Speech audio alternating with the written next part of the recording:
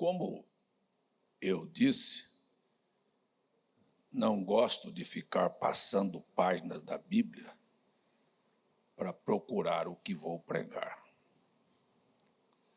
Geralmente, onde eu leio a Escritura, e eu volto a dizer, não é procurar um versículo, é ler uma Escritura, e aquilo que os seus olhos, ao ler, prende-se naquilo, aquilo toca, você sabe que é ali que vai sair a mensagem. Então, é a partir daí que eu desenvolvo e busco uma linha de pensamento para pregar. Muitas vezes isto também me vem quando estou de joelhos orando, não estou nem lendo. E lá no meio da oração sai uma frase, e aquela frase toca a sua alma. Você percebe que não foi você, foi algo que marcou dentro de você. E dali, então, é de onde eu tenho pregado muitas vezes. Ontem, eu preguei em Campina Grande, a leitura que eu houvera feito, que foi Jeremias capítulo 7. E eu quero retomar isso para ligar com esta escritura que nós estamos lendo aqui hoje de manhã, porque é o que me veio. E Jeremias 7, apesar do capítulo ser bem extenso, bem longo, e Deus dá muitos detalhes, a primeira coisa que Deus faz é enviar um garoto. Jeremias foi chamado aos 14 anos, a ponto dele dizer, eu sou um menino. Ele disse, você não diga que é um menino, porque eu te chamei para isso. E ele, sendo um menino, Deus disse, eu chamei você para arrancar, derrubar e destruir, mas também chamei você para plantar e edificar. Isso é logo no primeiro capítulo, na chamada dele. Depois, então, você tem a sequência, e no capítulo 7, Deus disse, eu quero que você vá ao templo e pare na porta do templo e comece a clamar assim, desse jeito. Chegou o momento de vocês melhorarem os vossos caminhos. Esta era a mensagem que Deus enviou para aquele lugar. Segundo ponto foi, e vocês nunca fiquem confiados no templo, porque vocês vêm ao templo e dizem, templo do Senhor, e repete isso 3 vezes, templo do Senhor. É o apego ao lugar.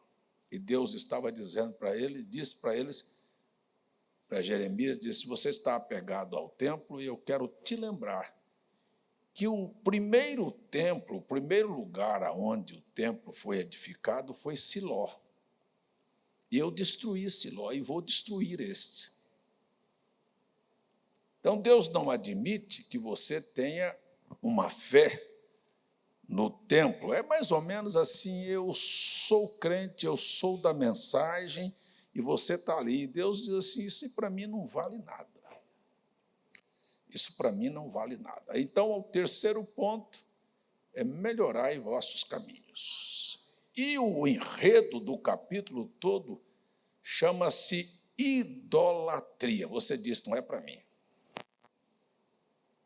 Por quê? Porque eu não tenho uma imagem do Padre Cícero, do Frei Damião, da Nossa Senhora Aparecida, da Fátima, seja lá do que for.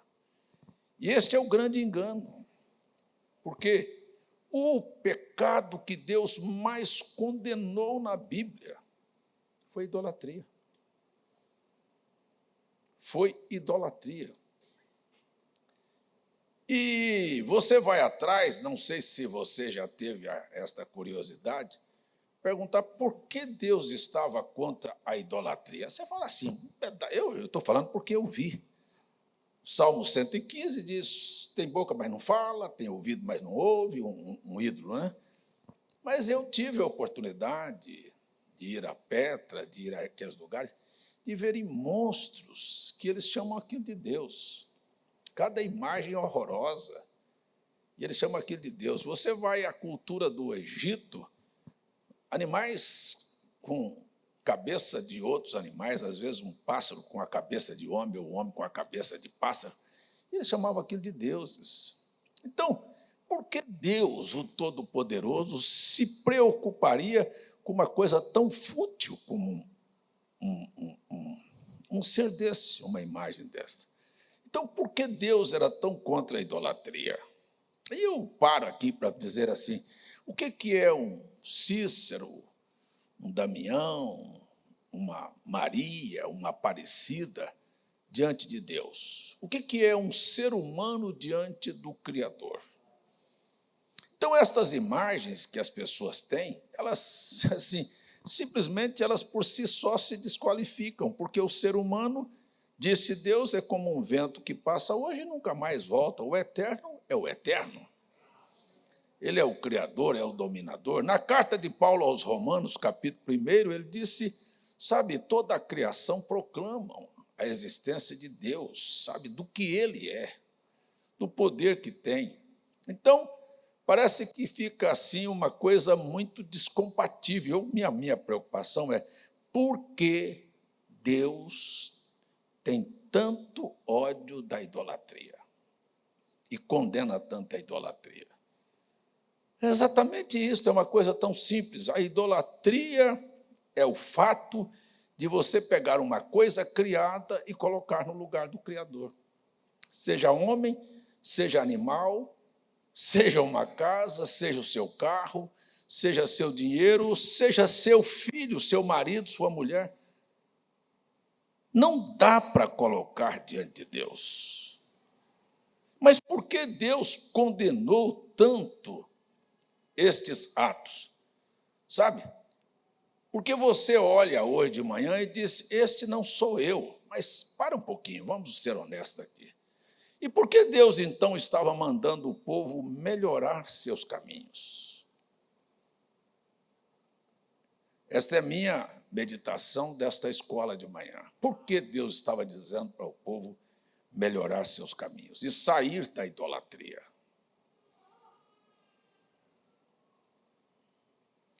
O que tem isso a ver conosco hoje, Olivando? Deixa eu lhe dizer assim, tudo que você colocar entre você e Deus, ou, bem claro, priorizar, é seu ídolo. Então, a primeira coisa que eu olho aqui hoje de manhã será, o exame é seu, que nós não estamos cheios de idólatras assentados aqui hoje, não.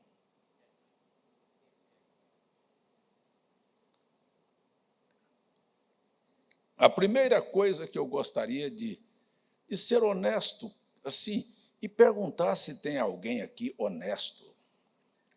Será que esta palavra dita através de Jeremias na porta do templo, para aqueles que entravam no templo, como você entrou aqui, assim, melhorai os vossos caminhos. Será que tem alguém aqui que teria coragem de levantar a mão e dizer, eu estou precisando de melhorar a minha vida?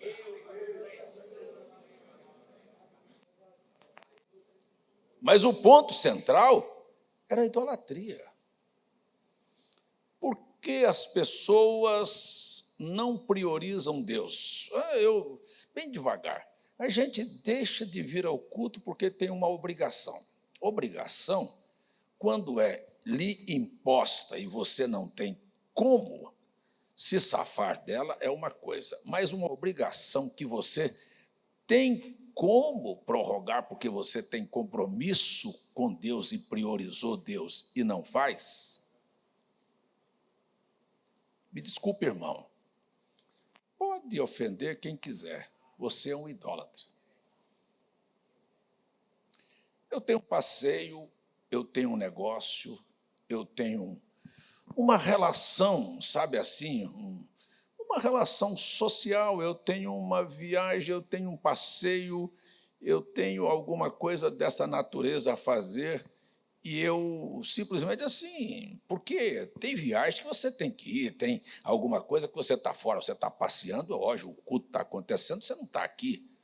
Mas se você programar assim, consciente, sabe? Porque você está dando mais lugar àquilo e valorizando mais aquilo do que a Deus, belisque a sua consciência. Veja onde Deus ficou na sua vida. Eu não quero falar isto, mas porque a gente tem muitas desculpas e coisas. Mas assim, Miguel, você é meu amigo, você é um exemplo. Eu gosto do seu testemunho. Mas você dava muito mais valor a Deus quando você chegou aqui do que hoje. Você não falhava um culto por nada. Sem dinheiro, você arranjava jeito, vinha aqui, ficava sem comer, mas você era fiel a Deus em tudo. Eu estou tomando um exemplo aqui, porque eu confio no que estou dizendo. Mas há muita coisa na nossa vida que vai tomando lugar e a gente não percebe. E nós temos muitas razões e muitas desculpas.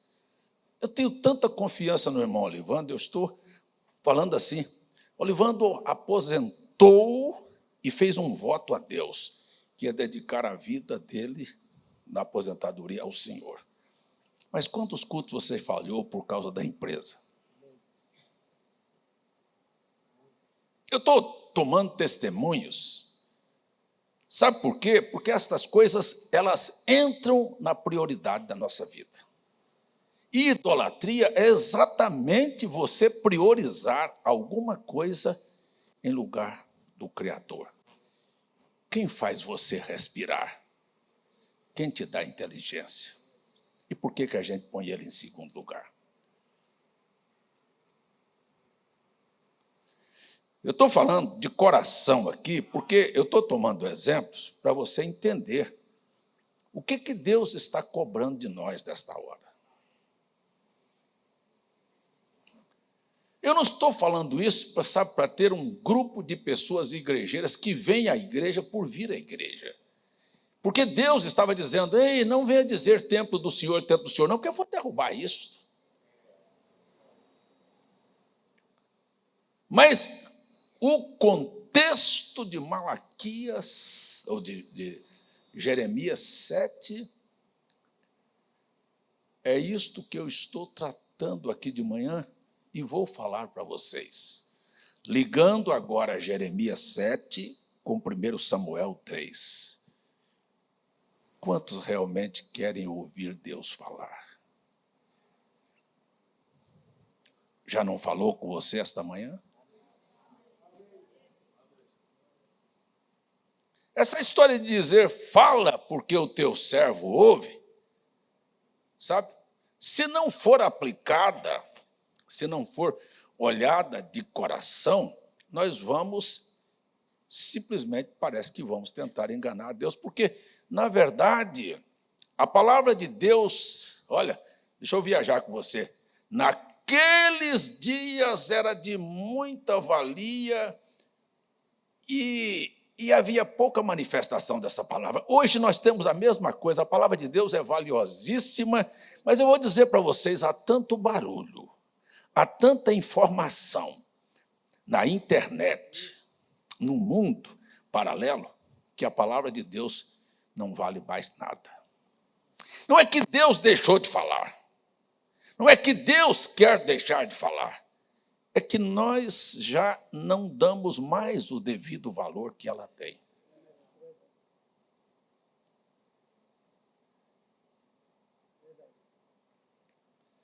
E quando a gente diz que não dá o devido valor, porque nós temos muitos argumentos a ser colocados. Então, eu sempre fui mal entendido. Ontem mesmo eu tinha marcado uma viagem, e eu vinha no carro e a Janete falou, vai ser no dia do aniversário da Tati. Eu falei, a primeira vez que vai acontecer na minha vida de um filho fazer aniversário e eu não estou em casa. Vai ser... Que surpresa! Por quê?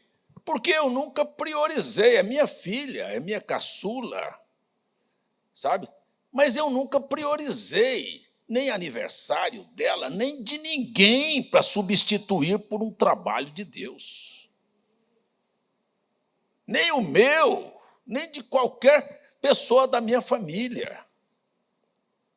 Porque, afinal de contas, a minha vida e tudo que tenho e tudo que sou, eu devo ao Senhor. Sabe, nós tínhamos...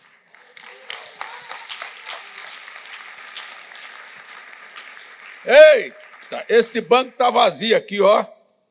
Esse banco aqui está vazio. Ninguém nunca ocupou esse lugar aqui. Isso aqui é onde sentava Fernando Monte. Pergunte para o Fernando Monte qual foi o culto que ele falhou, porque ele foi homenageado como um dos grandes ícones da universidade aqui na Paraíba. Ele, um dia de uma homenagem, ele disse: eu não posso trocar o meu culto, porque quem me deu esta honra de ser homenageado foi meu Deus, de estar na casa do Senhor. São exemplos que a gente carrega na vida, na mente, de pessoas que realmente, sabe, entenderam o que é colocar Deus em primeiro lugar. Entenderam realmente o que é não ser idólatra. E William Branham, profeta, veio e disse: idolatria não é, sabe, uma imagem. Disse: pode ser seu trabalho, mas trabalhar é uma coisa que Deus exige que trabalhe. Mas quando foi que Deus exigiu que o trabalho fosse substituído pela oração, pela adoração? Nunca. Eu não estou falando isso para ter a igreja cheia em cada culto, eu estou falando isso porque eu sou aqui o teu líder e eu não quero aqui ser infiel. Eu vim aqui ao templo dizer a você que Deus está revoltado com a idolatria.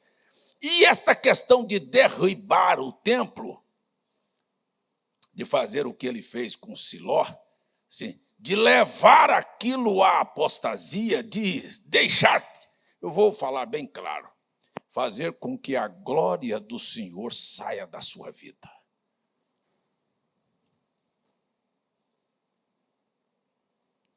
E quando, capítulo 7 de Jeremias, e quando chegou a hora da dificuldade, Deus falou para Jeremias: não venha clamar a mim, não, porque eu não vou ouvir a sua oração em favor deste povo. Porque quando Deus resolve virar as costas, ninguém faz ele voltar. Enquanto ele está anunciando e falando, gente, ei, tem alguém aqui que gostaria que Deus saísse da história da sua vez de uma vez para sempre?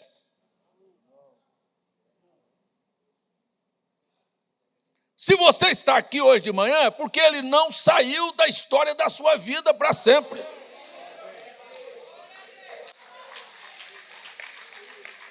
Se você está aqui ouvindo esta mensagem hoje de manhã, é por esta causa.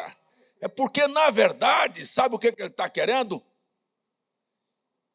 Escute bem, que você melhore. Mas por que Deus quer que eu melhore? Porque Ele quer melhorar a sua vida. Nós não podemos andar e não podemos pensar que Deus está andando numa mão única. Não, que aqui é só assim, ó, eu tenho que melhorar, é uma mão única, não, é uma mão dupla. Se você melhora, Deus melhora.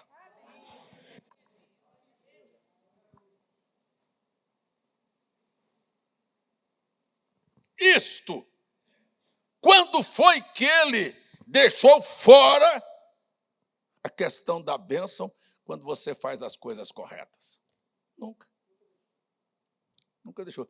Se você guardar meus mandamentos, eu faço as bênçãos te alcançar. É assim ou não? É assim ou não? Você não precisa se preocupar. Deixa eu repetir. Você não precisa se preocupar. Deixa eu repetir. Você não precisa se preocupar. Não ponha a sua atenção no seu amanhã. Olha, as aves dos céus não semeiam e nem plantam, mas o Pai as alimenta. Jesus diz, por que você está tão preocupado e aflito pela manhã? Preocupe em acertar sua vida com Deus e as portas se abrirão como você nunca viu na história da sua vida.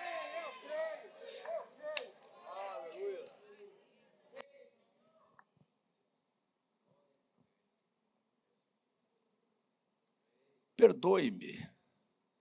Eu sei que às vezes eu sou feito deste material grosso.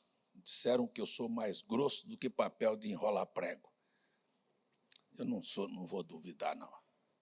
Mas me perdoe a maneira que eu vou dizer. Irmão e irmã, deixe de ser cabeçudo. Você quer que eu fale mais claro? Deixe de ser burro.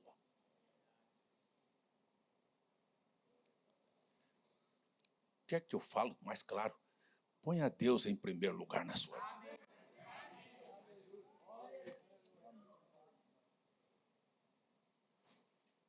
Agora, quando nós chegamos a uma conclusão, condição, por que Deus não foi falar com Eli, nem com os sacerdotes? Foi pegar uma criança para falar. Porque gente velho está com a mente tão cauterizada que a voz de Deus não fala mais com eles.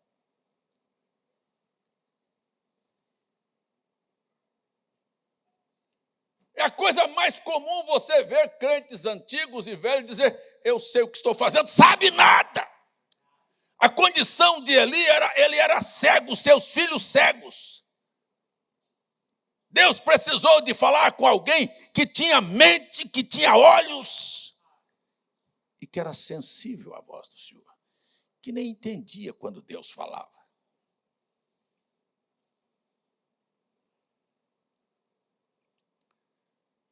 Pode prestar atenção.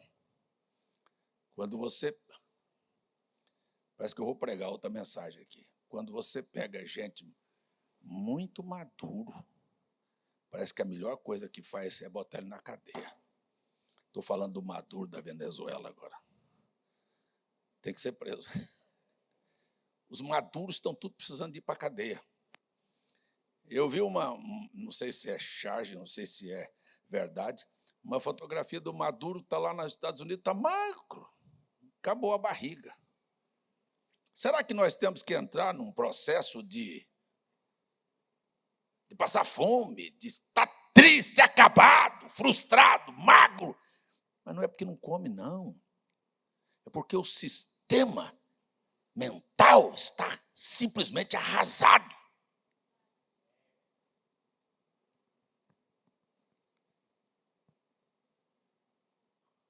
Quando a gente não tem mais ouvidos para ouvir, não é que Deus não quer falar, porque você já não vai para o Apocalipse e diz assim, quem tem ouvido, será que o Eli não tinha, os filhos dele não tinham?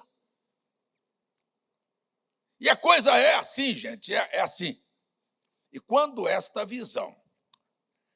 visitação foi dada a Samuel, um garoto, que eu volto aqui a dizer, eu não entendo a vida. Vou falar bem claro, estava falando sobre velhice e nem sobre infância. Você sabe por que a Ana, mãe do Samuel, não concebeu ele antes? Você sabe por que ele aparece na história exatamente naquela hora? Deus deixa a coisa chegar à condição que chegou lá no tempo de Eli. Até ele ficar velho, porque ele não estava precisando. Deus não estava precisando de um sacerdote novo lá, que enxergasse e que tinha habilidade. A condição era esta, o sacerdócio havia estado em decadência e Deus chegou, deixou ficar bem decadente para levantar um menino novo, para começar uma história nova de alguém que podia ver. E quando a visão e a palavra veio ao profeta Samuel, a minha Bíblia, a tua Bíblia diz que toda toda a nação reconheceu que Samuel era profeta, que Deus falava com ele.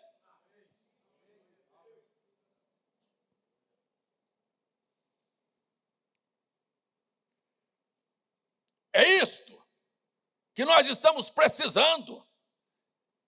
É de que as coisas que, ao serem faladas, impressione as pessoas. Está bom demais, volte para casa, porque você não está precisando de melhorar a sua vida. A condição, quando a gente não reconhece o Estado, é tão desgraçado. Eu vou repetir essa palavra, desgraçado.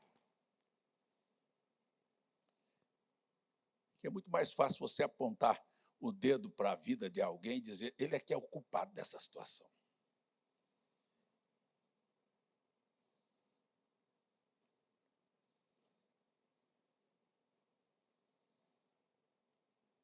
É ele, é ela.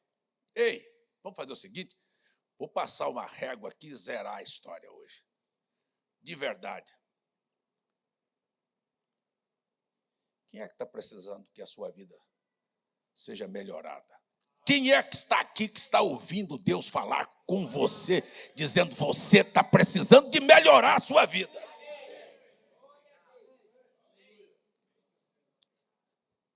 Melhore a sua oração, melhore a sua leitura, melhore os seus jejuns. É incrível, é incrível. Tem gente que acha que Deus vai fazer. Nem dízimo tem coragem de entregar. Mas melhore, desligue, bota o dedo em cima deste seu celular e diga, meu celular não vai ser ligado para falar da vida de ninguém mais.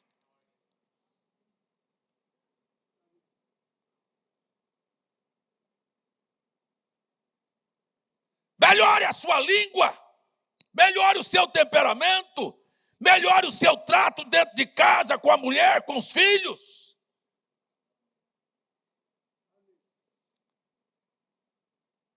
Melhore-se dentro da empresa que você trabalha.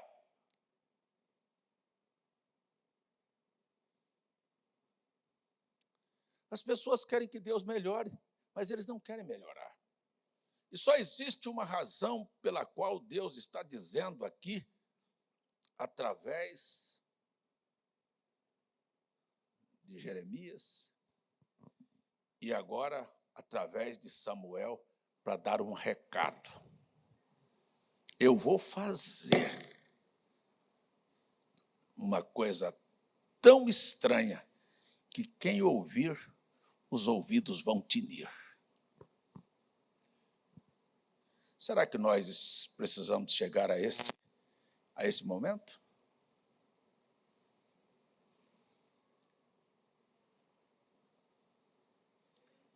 Agora, sendo honesto, quando eu estou falando, eu não estou falando em piora, eu estou falando em melhora. Eu estou perguntando, estamos ou não estamos precisando de um avivamento? Amém. Gritem que eu sou louco! Digam que eu estou passado de moda, que eu estou criando uma doutrina nova, eu não estou criando doutrina, não. Eu estou olhando a condição do povo e estou aqui no templo como estava. Quer que eu leia Jeremias 7 para você? Se você ouvisse a voz de Deus, você chegaria em casa, você leria. Deus falou, estou cansado de mentiras, de roubo, de gente que fala, de adultério, de tudo isso.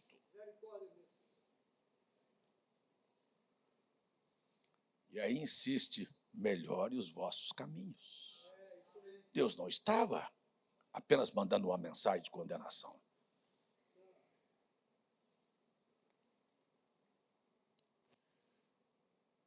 Que escola, está todo mundo calado, não tem ninguém gritando aqui hoje, pulando. É só você pegar isso aqui e dizer assim, por você mesmo, eu vou para casa, porque tem uma coisa que eu aprendi hoje, que a gente vai para a igreja não é para mostrar as coisas que a gente já faz, mas é para melhorar a nossa vida como cristão. Isso é o que diz o profeta.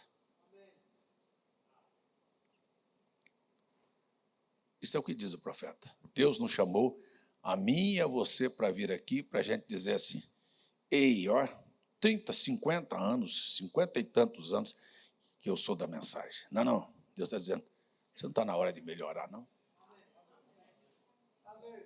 Mas é uma tendência de ficar velho e achar que já sabe o que está fazendo.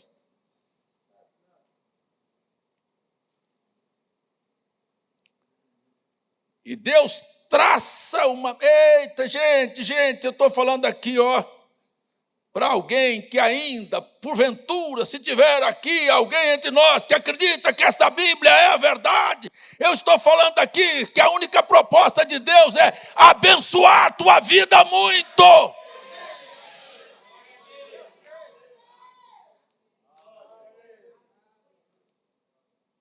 Deixa eu lhe dizer, você sabe quem é o grande empecilho?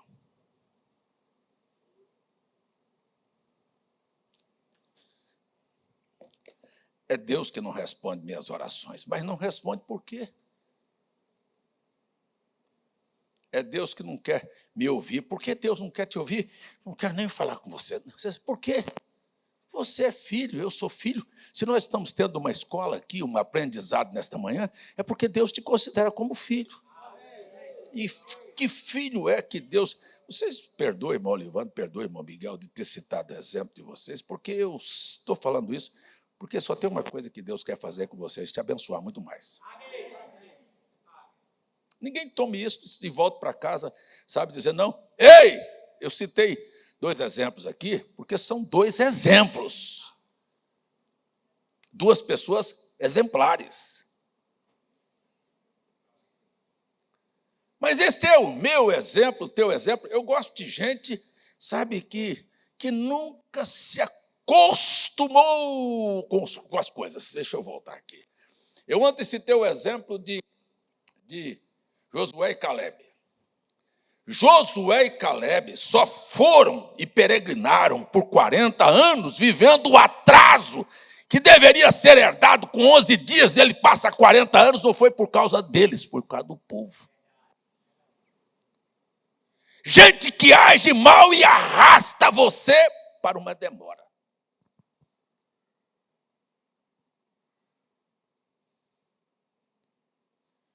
Mas passaram-se 40 anos e agora nós entramos na bênção e vimos Jericó ser derrubada e Ai, depois mais tarde ser vencida e as coisas nós estamos ganhando terreno e tudo bem. Agora nós estamos na terra da promessa. Agora nós chegamos na mensagem. Agora nós estamos no lugar certo. Caleb olhou e disse, não serve para mim, não. Quero falar para você que isso também não serve para mim. Eu estou inquieto.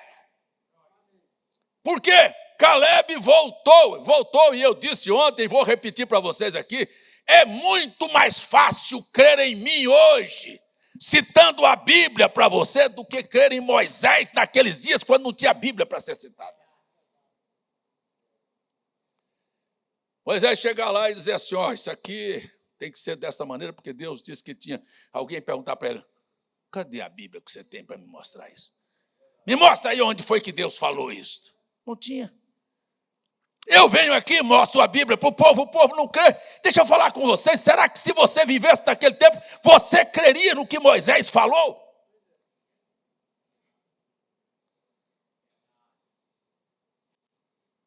Jamais! Porque eu vou para lá e venho para cá e mostro um profeta, e mostro outro, e mostro Jesus, e as coisas não mudam, o povo não crê!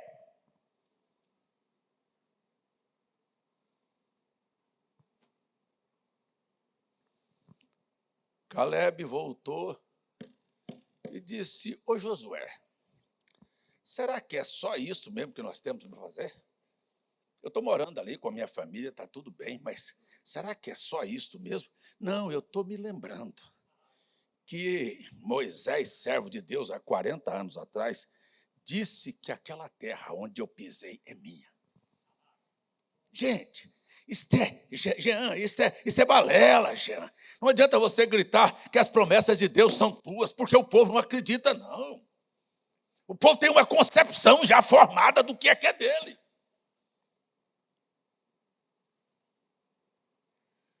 Mas o Caleb disse: Moisés, servo de Deus, disse que isto é meu. Não adianta citar que o William Branham falou, que Jesus falou, que ninguém falou, porque o povo não crê.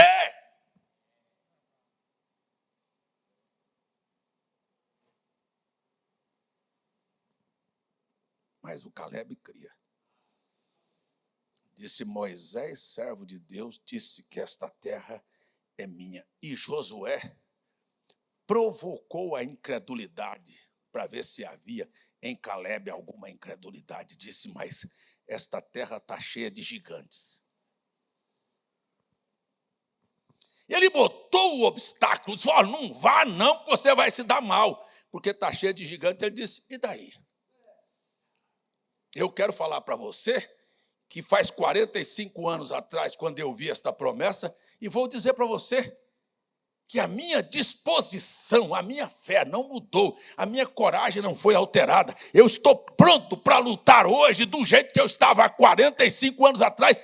Tal era a minha força, tal era o meu vigor. Sabe de uma coisa? É assim mesmo. Eu entrei ontem em Campina Grande, lembrando que foi no mês de março de 1981, portanto, há 45 anos eu estava me mudando para lá, e eu olhei para dentro de mim e disse: como é que está o teu ânimo, César? Qual é o teu vigor? Qual é a tua coragem?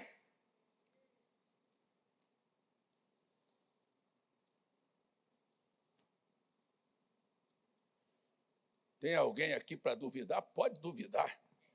Mas eu olhei para dentro de mim e disse: estou muito mais animado do que quando cheguei aqui.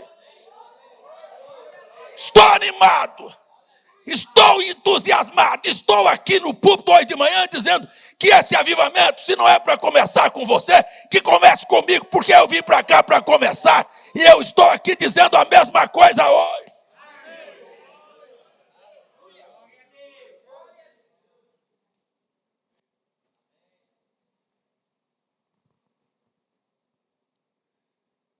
Nem estou de muleta, nem estou andando de tamanco. Sabe? Porque no tempo de menino tinha uns palhaços que andavam com as muletonas, umas canelonas de pau lá em cima. Se você desse um chute, ele caía. E nem ando de tamanco também, pensando que eu sou maior do que ninguém, não. Eu estou dizendo para vocês a realidade. Por favor, me levante aí e me diga: quando foi que você disse que me ouviu dizer que eu estou cansado, que eu não dou conta?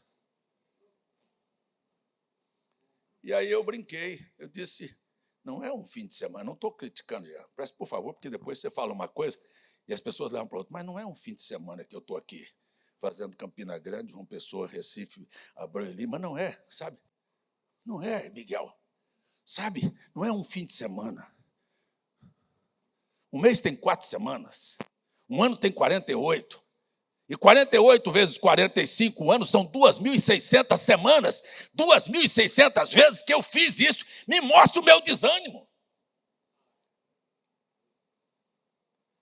2.160 vezes fazendo a mesma coisa. E aqui de pé dizendo para vocês, sabe?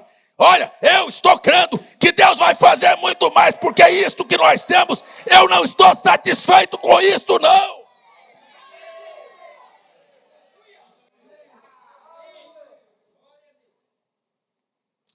Você dizia: o Caleb estava insatisfeito? Estava. O Caleb foi lá e disse: não é só isso. Eu tenho uma promessa. Será que você tem uma promessa? Quando a gente fala que vai haver uma igreja poderosa, tem gente que fala assim: não, não é possível. Não, é isso mesmo, nós somos isso. Eu quero dizer para você que o Caleb não estava lutando por uma terra para si. Esse é o grande problema das pessoas com seu egoísmo. Ele estava lutando pelos seus filhos. Vê o que ele fez com a terra. Ele foi lá, desapossou os gigantes, mas na hora de entregar uma filha, entregava um quinhão de terra.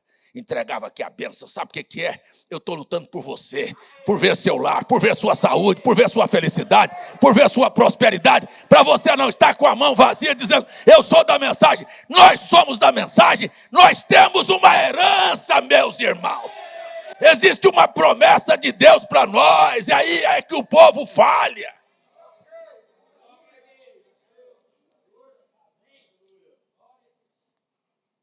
Quer que eu grite aqui?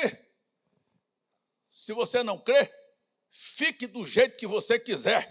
Mas a minha promessa é que não vai haver um necessitado, um fraco, um doente, um aleijado, uma família que não vai ser visitada. Você não quer isso, mas eu estou lutando por isso e por você.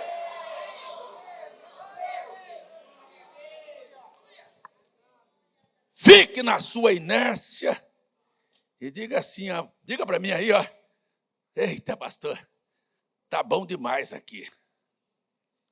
Aqui tá bom demais? Bom demais é a hora que você botar o pé naquilo que é teu. Bom demais é a hora que você disser, sai do meu caminho, Satanás. Bom demais é você ver para um gigante e dizer, você vai cair diante de mim. Bom demais é você possuir o que Deus te deu.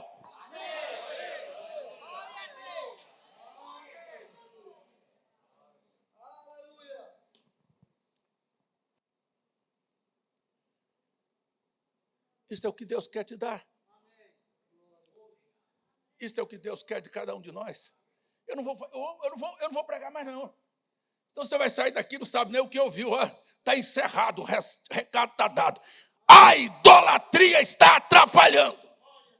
E a idolatria não é um pedaço de barro, não. São suas ações que você priorizou na sua vida.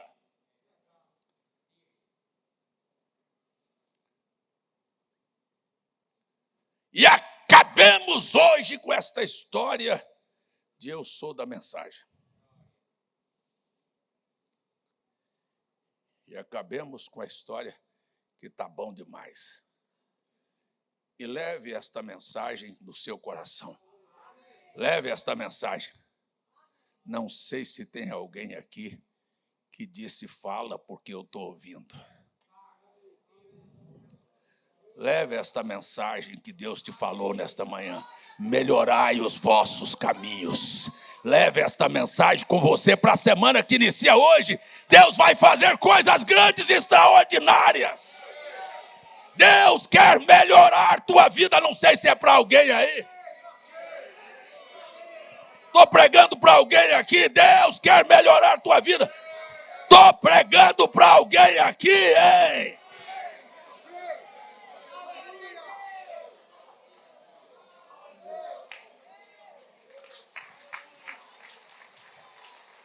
Olha, estou brigando com pregadores para não vir para o púlpito, encher o tempo com historinhas, com brincadeiras.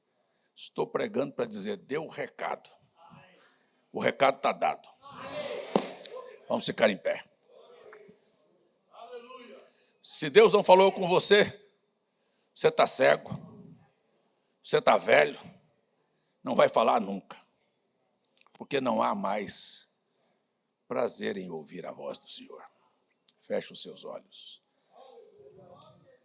Glória a Deus. Glórias ao Senhor. Glórias ao nome do Senhor. A mensagem é melhore o teu caminho. Tem alguém aí que tem coragem de abrir a boca e reconhecer, Senhor, eu estou precisando de melhorar minha vida.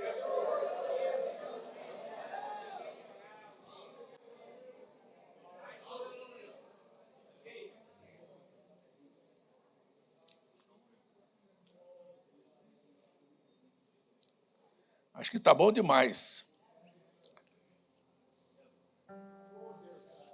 Eu espero que Joinville tenha ouvido o recado. Eu espero que Londrina tenha ouvido o recado. Eu espero que Manaus tenha ouvido o recado. Eu espero que o Brasil tenha ouvido o recado. Vamos derrubar os ídolos. Não ponha o dinheiro como prioridade da sua vida. Ponha Deus, dono do ouro e da prata, Ele vai encaminhar as coisas para você.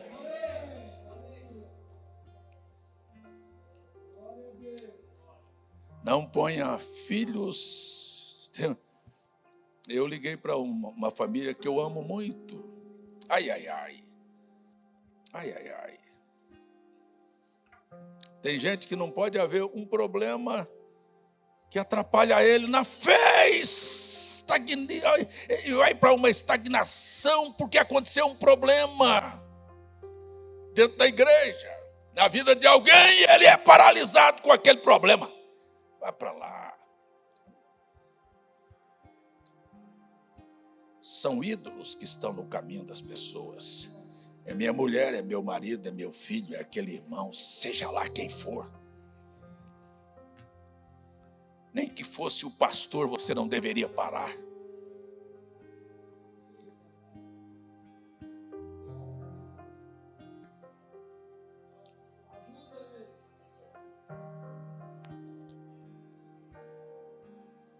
Tem uma coisa que Deus sempre se irritou com todos os reis de Israel, de Judá.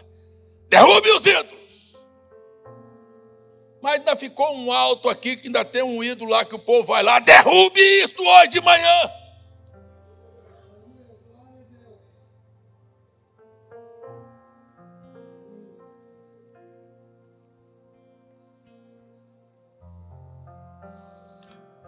Você não acha que Deus está triste olhando a sua história de vida, não? Da maneira como você tem tratado a Ele? E corrido atrás do vento.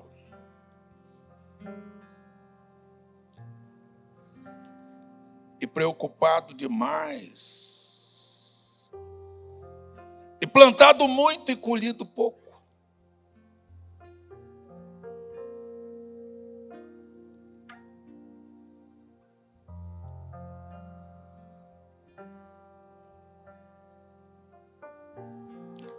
O Senhor da ceifa está chamando.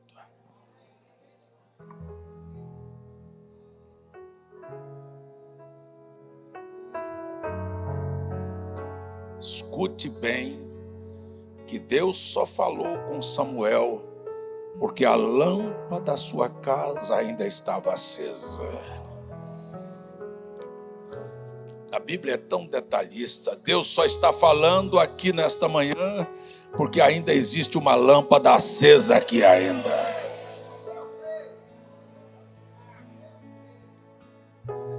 Antes que a luz se apagasse.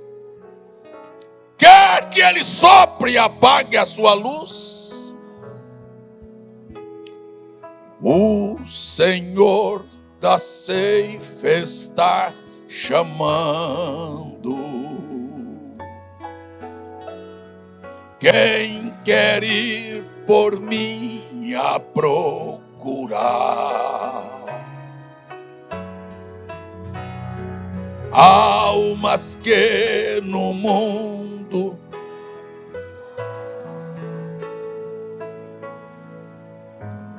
sem da salvação participar. Fala Deus, fala Deus, toca-me com brasas do altar.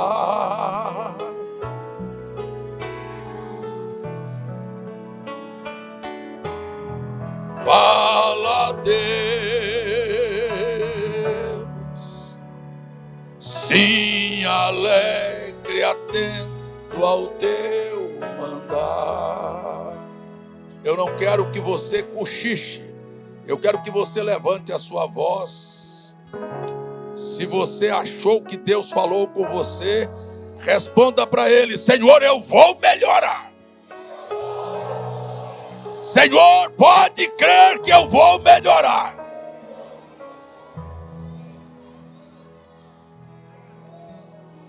Você falou porque eu falei ou porque o seu coração está dizendo para você falar?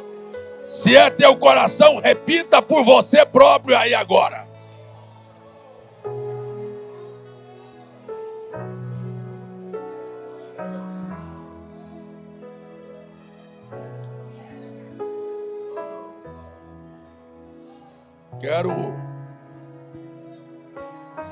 Tenho certeza que o Senhor sabe que eu não sou feliz e não estou feliz com a condição em que nós nos encontramos. Estou falando nós, começando comigo.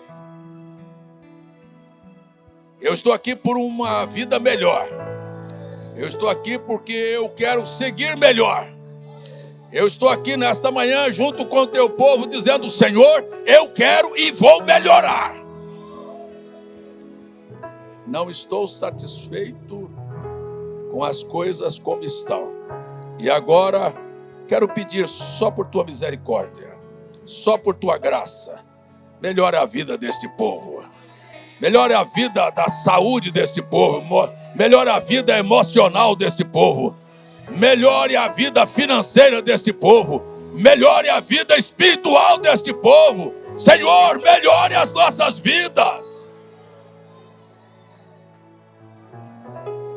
Se o Senhor, que conhece os nossos corações, passar a vista aqui hoje de manhã, encontrar um coração que realmente quer melhorar, a minha oração é: abençoe esta pessoa. Em nome de Jesus Cristo, que tudo na vida daqueles que vão melhorar comece com a tua ajuda aqui nesta manhã. Que esta seja uma semana maravilhosíssima. Em nome de Jesus. Em nome de Jesus Cristo. Que o Senhor te abençoe. Que isto não seja apenas um sermão. Que isto seja parte da história da tua vida. Vai e faça melhor, porque Deus vai fazer muito melhor por você. Deus te abençoe.